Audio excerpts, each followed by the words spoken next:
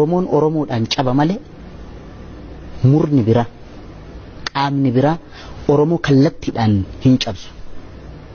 Sa dhugaa Rabbiin sittem Oromoo cabsuudhaaf garuu Oromoo irratti ijaaruun kanaan alas waggaa 130 yoo lakkoofne adeemsa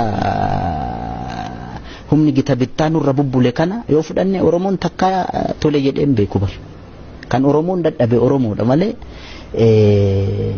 humna isaa miti xiinsammuu isaallee hin qabanin. Kan ijaaree hin diiguu alaa dhufaatu diigootti ijaaruun nutti ulfaate diiguun nutti salphateetti kanaaf keessi koo dhiigaay keessa kiyyattan dhiigana waraana nuun dhiiguu.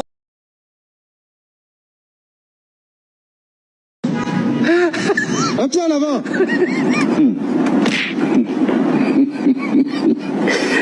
Tu l'as? Marche en avant.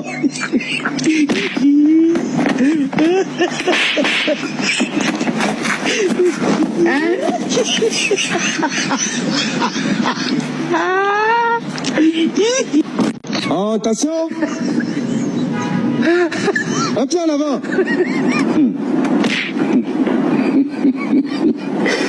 Tu l'as? Marche en avant.